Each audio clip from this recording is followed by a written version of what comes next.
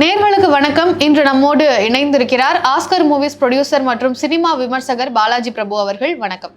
வணக்கம் சார். விஜய் அவர்களுடைய கடைசி படம் அப்படின்ற மாதிரி அறிவிச்சிருக்கிறாரு. அதுவே நிறைய அவருடைய ஃபேன்ஸ் மத்தியில் ஒரு பெரிய ஹார்ட் பிரேக்கை உண்டாகியிருக்கு. ஜனநாயகன் ஜனவரி 9 வருது 2026 அப்படின்றத முன்கூட்டியே அறிவிச்சிட்டாங்க. இப்போ பராசக்தியும் அதுக்கு அந்த டைம்ல தான் வருது. அதுவே பெரிய பேசும் பொருளாக மாறிச்சு. இப்படி சிவகார்த்திகேயன் விஜய் படத்தோட ரிலீஸ் பண்றாரா அப்படின்னு நிறைய டாக்லாம் வந்துச்சு. இப்போ என்னன்னு பார்த்தீங்கன்னா ரெண்டுமே ஒரே நாளில் ரிலீஸ் ஆக போகுது அப்படின்ற செய்தியெல்லாம் வருது. இது எந்த அளவுக்கு உண்மை அப்படின்ற ஒரு பார்வை வருது. ஸோ இதை பற்றி உங்களுடைய கருத்து என்ன சார்? அதாவது ஜனநாயகன் ஜனவரி 9, பராசக்தியை பொறுத்த வரைக்கும் பொங்கல் அன்னைக்கு ஜனவரி 14 ரிலீஸ் பண்ணுறதா தான் ஆல்ரெடி அனௌன்ஸ் பண்ணியிருந்தாங்க. இப்போ ஒரு வாரமாக பார்த்திங்கன்னா சோஷியல் மீடியாவில் ஒரு டாக்கு, அது என்ன அப்படின்னா ஜனநாயகன் 9 ரிலீஸ் ஆகுது, பராசக்தி 10 ரிலீஸ் ஆகுது அப்படின்னு ஒரு பேச்சு இருக்குது. ஸோ இது அந்த நிறுவனம் சார்பாக அஃபிஷியலாக எந்த அனௌன்ஸ்மெண்ட்டும் இது வரைக்கும் கொடுக்கல. இது டோட்டலாகவே சோஷியல் மீடியாவில் பார்த்திங்கன்னா ரெண்டும் ஒன்றா வரப்போகுது, ரெண்டும் ஒன்றா மோத போகுது, ரெண்டும் பேருமே கிளாஷ் பண்ணிக்க போகிறாங்க, அந்த மாதிரி பெருசாக பேச்சு இருக்கே தவிர இது அஃபிஷியலாக யாருமே இது வரைக்கும் சொல்லலை. எனக்கு தெரிஞ்சு பார்த்திங்கன்னா இந்த டிஸ்ட்ரிபியூட்டர்ஸ்ன்னு ஒரு குரூப் இருக்காங்க இல்லையா, அவங்களுடைய சைட்லேருந்து பார்த்திங்கன்னா இப்போ ஜனநாயகனும் பார்த்திங்கன்னா ஒரு பெரிய விலை கொடுத்து வாங்கியிருக்காங்க, அதே மாதிரி பராசக்தியுமே ஒரு பெரிய விலை கொடுத்து வாங்கியிருக்கிறாங்க. ஸோ விநியோகஸ்தர்கள் ஒரு படம் ஒரு பொங்கல் மாதிரி ஒரு ஃபெஸ்டிவலில் ரெண்டும் சேர்ந்து வரதில் எந்த தப்பும் கிடையாது, அதை தப்புன்னு நம்ம சொல்ல முடியாது. ஆனால் விநியோகஸ்தர்கள் பக்கத்துலேருந்து பார்த்திங்கன்னா ஒரே தேதியில் 2 படம் வருது. 9, 10னா ஒரே தேதி மாதிரி தானே, அப்படி வருது அப்படின்னும் போது 2 படத்துக்கு சரியாக தியேட்டர்ஸ் கிடைக்காது. இப்போ தமிழ்நாட்டில் நீங்கள் பார்த்தீங்கன்னா ஒரு 1300 ஸ்க்ரீன்ஸ் இருக்குது அப்படின்னா அதில் இந்த புது படங்கள் திரையிடுறதுக்கு தகுதியான ஸ்க்ரீன்ஸ்னால் ஒரு 1000 ஸ்க்ரீன்ஸ் தான் இருக்குது.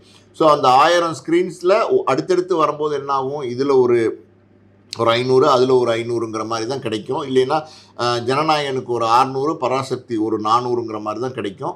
ஸோ ஜனநாயகனை பொறுத்த வரைக்கும் பார்த்திங்கன்னா அதனுடைய பட்ஜெட் ரொம்ப பெருசு. அது கிட்டத்தட்ட 350 கோடி ரூபாயில் தயார் பண்ணியிருக்காங்க. அது இப்போ வியாபாரம் அதை தாண்டி பண்ணியிருக்காங்க. வாங்கின டிஸ்ட்ரிபியூட்டர்ஸ் அதை தாண்டி கலெக்ட் பண்ணணும். அப்படின்னும் போது அதிக ஸ்க்ரீன்ஸ் தான் இருந்தால் தான் அது சரியாக வரும். பொதுவாகவே ஒரு காலத்தில் சினிமா ஒரு 100 நாள் ஓடின காலம், 175 நாள் ஓடின காலம், 300 நாள் ஓடின காலம்லாம் இருந்துச்சு. ஆனால் இன்றைக்கி சினிமா எப்படி ஆச்சுன்னா பட்ஜெட் பெருசாகிடுச்சு, ஆனால் அந்த கலெக்ஷன் ஒரு முதல் 4 நாளில் எடுத்தாகணுங்கிற நிர்பந்தங்கள் வர ஆரம்பிச்சிச்சு. ஒரு உதாரணத்துக்கு வியாழன், வெள்ளி, சனி, ஞாயிறில் ஒரு பெரிய ஸ்டாரோட படத்தோடைய கலெக்ஷனை எடுத்தே ஆகணும். அந்த 4 நாளுக்குள்ளே எடுக்க முடியலன்னா போட்ட காசை திருப்பி எடுக்க முடியாது அப்படிங்கிற மாதிரி ஒரு சூழல் இன்றைக்கி உருவாயிடுச்சு சினிமா பொறுத்த வரைக்கும். அப்படி இருக்கும்போது பெரிய விலை கொடுத்த வாங்குகிற ஜனநாயகன் அந்த விலைக்கு மேலே லாபம் வரணும், தமிழ்நாட்டில் மட்டும் நம்ம பேசுகிறோம், வரணும் போது அது பல சிக்கல்களை உண்டு பண்ணும். விநியோகஸ்தர்ஸ் பக்கத்துலேருந்து பார்க்கும்போது அவங்க என்ன பண்ணுறதுன்னு தெரியாமல் யோசனை பண்ணிட்டு தான் இருக்காங்க. இப்போ சார், இப்போ ஸ்க்ரீன்ஸ்ன்னு வரும்போது விஜய் படத்துக்கு 1000 ஸ்க்ரீன்ஸ் அப்படின்னு தானே நம்ம பார்க்க முடியும். இப்போ பராசக்தி அதை பாதிக்கு பாதி பிரிக்கும் அப்படின்றது எப்படி புரிஞ்சுக்கிறது? இருக்கிறதே உங்களுக்கு 1000 ஸ்க்ரீன்ஸ் தானே. இப்போ 1000 ஸ்க்ரீன்ஸ் தான் இருக்குது. இப்போ வரைக்கும் பார்த்தீங்கன்னா பராசக்தி 10 வருதுன்னு எந்த அனௌன்ஸ்மெண்ட்டும் கிடையாது. ஆனால் அது வருதுன்னு சொல்லப்படுது. அது எந்த அளவுக்கு உண்மைன்னு நமக்கு தெரில. அந்த நிறுவனம் சார்பாக பார்த்திங்கன்னா அஃபிஷியலாக அனௌன்ஸ்மெண்ட்டு கிடையாது, அதிகாரப்பூர்வமான அறிவிப்பு கிடையாது. நீங்கள் அதிக படம் அதிக ஸ்க்ரீன்ஸ் விஜய்க்கு தான் கொடுக்கணும் அப்படின்னா சாத்தியங்கள் இருந்தால் தானே கொடுக்க முடியும். நீங்கள் 9 விஜய் படம் ரிலீஸ் ஆகும்போது 1000 ஸ்க்ரீன்ஸில் ரிலீஸ் ஆகும். அது 9, 10, 11, 12, 13 5 நாளைக்கு 1000 ஸ்க்ரீன்ஸில் விஜய் படம் ஓடும். அதுக்கப்புறம் என்ன ஆகும்னா இந்த 1000 500 விஜய் படத்துக்கு மாறி 500 புது படம், அதாவது பராசக்திக்கு கொடுக்கப்பட்டுச்சுன்னா ஸோ அந்த கலெக்ஷன் ஒரு 5 நாள்லேயே ஒரு மாசான கலெக்ஷனை பண்ண முடியும் 1000 ஸ்க்ரீன்ஸில்.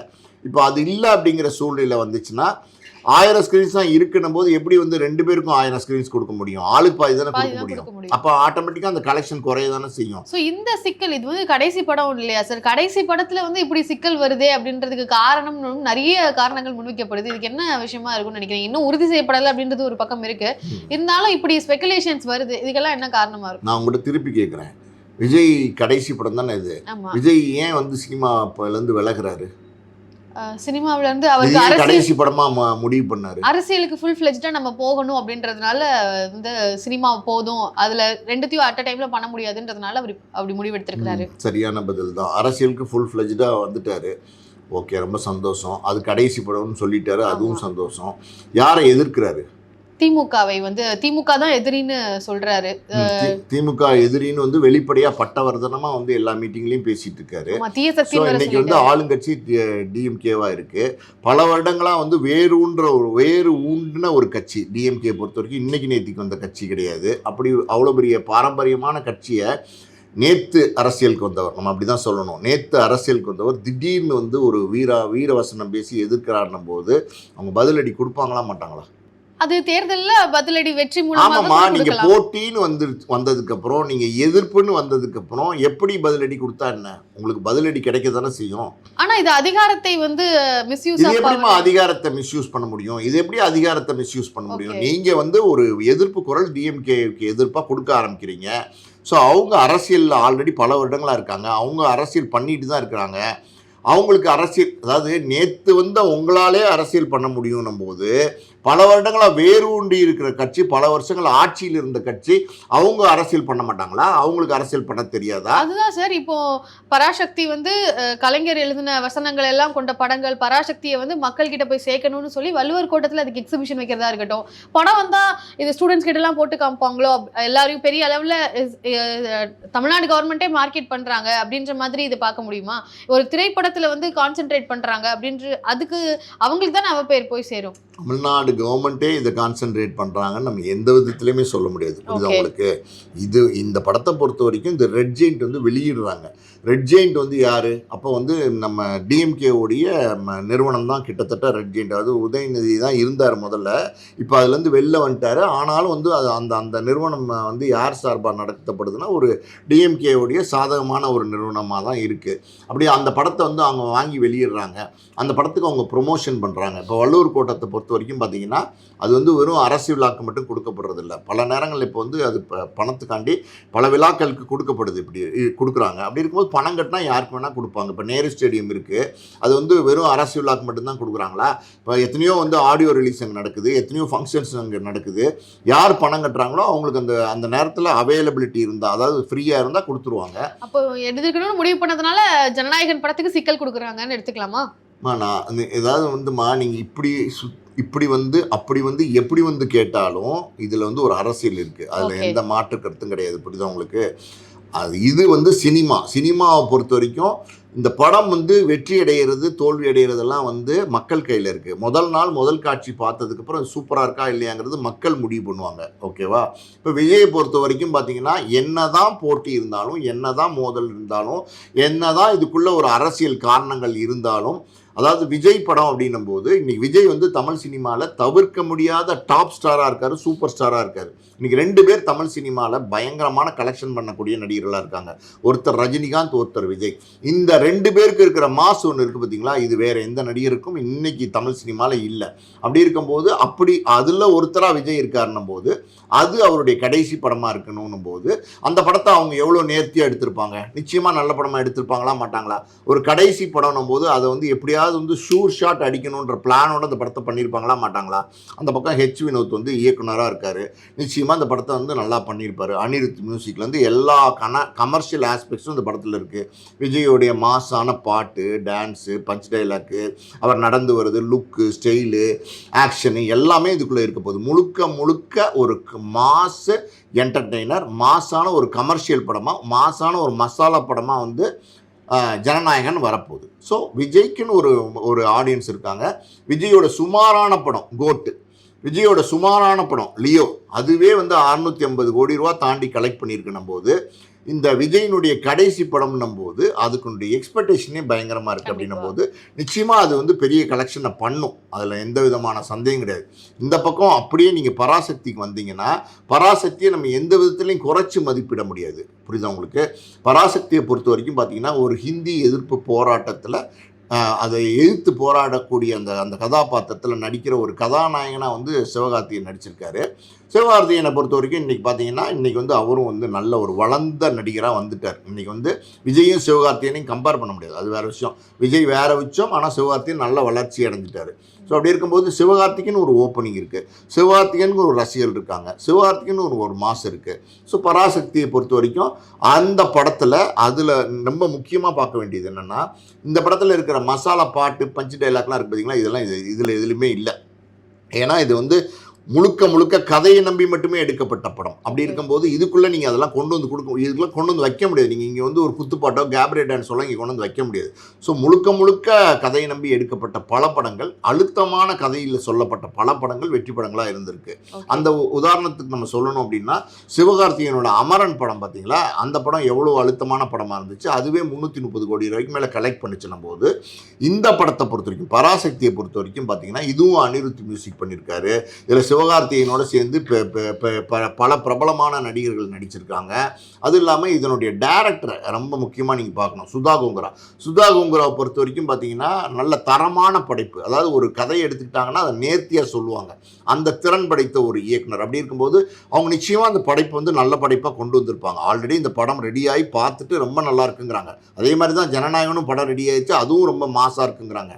ஸோ இந்த பக்கத்தில் ஒரு மாசு ஒரு கிளாஸு ரெண்டும் வந்து மோதும்போது ரெண்டுமே வேறு வேறு மாதிரியான ஆடியன்ஸாக இருக்கும்போது, எனக்கு தெரிஞ்சு என்னோடய கணக்கு சரியாக இருந்தால் ரெண்டு படமே நல்லா கலெக்ட் பண்ணும். ஆனால் ஒரே ஒரு டிஃபிகல்ட்டி என்னென்னா, இது வந்து 9 இது 14 வந்தால் எந்த பிரச்சனையுமே இருக்காது. ஒருவேளை நீங்கள் சொல்கிற மாதிரி, அதாவது வந்து இது 9 இது 10 வந்தால் தியேட்டர் ஷேரிங்கில் வந்து பிரச்சனை வரும். 600 தியேட்டர் வந்து விஜய்க்கு கொடுத்தா, 400 தியேட்டர் வந்து சிவகார்த்திகேயன் கொடுத்தா, அந்த கலெக்ஷன் ஒன்று இருக்குது பார்த்தீங்களா, அந்த ஓப்பனிங் கலெக்ஷன் மாசான ஒரு 5 நாள் கலெக்ஷன் இருக்குது பார்த்தீங்களா, அது ட்ராப் ஆகும். அதில் மாட்டுக்கருத்து கிடையாது. ஆனால் கூட ரெண்டுமே நல்லா இருக்குன்னு சொன்னால், ரெண்டுமே இந்த 600 500 ஸ்க்ரீன்ஸில் தொடர்ந்து ஓடிச்சு அப்படின்னா, ஸோ ஒரு 10 நாள், அதாவது 2 வாரம் ஓடிச்சுன்னு வச்சுக்கோங்க, என்ன கலெக்ஷன் வந்து இந்த 4 நாளில் வருமோ 5 நாளில் வருமோ அதை இந்த 15 நாளில் எடுத்துருவாங்க. சார், நீங்கள் பராசக்தின்ற ஒரு புது படத்தை கொண்டு வந்து ஒரு போட்டியாக விடுறாங்க, அரசியல் இருக்குது அப்படின்றத சொல்கிறீங்க. சரி, இதெல்லாம் ஒரு பக்கம் இருக்குதுன்னு பார்த்தா, மங்காத்தா அஜித் அவர்களுடைய சூப்பர் ஹிட் படம் அது மங்காத்தா, அதையும் வந்து ரீரிலீஸ் பண்ண போகிறாங்க. இன்னும் தேதி அறிவிக்கலை, ஆனால் அது ஜனவரி 2026 தான், ஆனால் தேதி அறிவிக்கலை அப்படின்ற செய்தியும் வர ஆரம்பிச்சிருச்சு. ஸோ இந்த அளவுக்கு ஜனநாயகனுக்கு ஒரு எதிர்ப்பா இல்ல ஜனநாயகனுக்கு தடை கிரியேட் பண்ணணுன்ற அவசியத்தை பார்க்கும்போது பயம் இருக்கோ அப்படின்ற கேள்வி வருது. மங்காத்தா ரீரிலீஸ்னா அது என்ன, எப்படி அதை எடுத்துக்கிறது? நான் ஒன்றே ஒன்று சொல்கிறேன், மறுபடியும் சொல்கிறேன். அதாவது வந்து நீங்கள் ஒருத்தரை எதிர்க்கணும்னு நினச்சிட்டிங்கன்னா பதிலுக்கு அவங்க எதிர்ப்பாங்கிறத தெரிஞ்சுக்கிட்டு தான் எதிர்க்க முடியும். இது அவங்களுக்கு. ஸோ விஜய் வந்து இவ்வளோ தூரம் வெளிப்படையாக அவருடைய எதிர்ப்பை காட்டுறாரு, டிஎம்கே மேலே காட்டுறாருன்னும் போது பதிலுக்கு பதிலடி கொடுப்பாங்கிறது அவருக்கும் தெரியும். புரியுது அவங்களுக்கு? இதெல்லாம் தெரிஞ்சு தான் இந்த படத்தை வந்து ஆரம்பிச்சிருக்காரு. இதெல்லாம் வந்து வழக்கமாக உள்ளது தான்மா. எம்ஜிஆரோடைய கடைசி படம் இருக்குது பார்த்தீங்களா, உலகம் சுற்று வாலிபன் நினைக்கிறேன். அந்த படம்லாம் பார்த்தீங்கன்னா ரிலீஸ் பண்ணுறதுக்கு ஏகப்பட்ட சிக்கல்கள் இருந்துச்சு, ஏகப்பட்ட தடைகள் இருந்துச்சு. அந்த நேரத்தில் அவர் அதெல்லாம் சமாளித்து தான் அரசியலில் வந்தார். அதை சமாளித்து தான் அவர் ஜெயிச்சார்.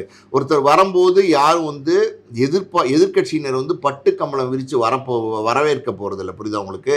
ஸோ இந்த எதிர்ப்புகள்லாம் இருக்குங்கிறது அவருக்கு முன்னாடியே தெரியும். இந்த படம் ஆரம்பிக்கும் போதே இதில் பலவிதமான பிரச்சனைகளை சந்திக்க நேரிடுங்கிறது வந்து விஜய்க்கும் முன்னாடியே தெரியும். அந்த தயாரிப்பாளருக்கே விஜய் வந்து ஒரு உறுதி கொடுத்துருக்கிறாரு. அது என்ன அப்படின்னா, இந்த படத்தை தயாரிக்கிறதுல உங்களுக்கு ஏதாவது நஷ்டம் ஏற்பட்டால் அது நான் பொறுப்பு, நான் உங்களுக்கு தரேன்னு சொல்லியிருக்காரு.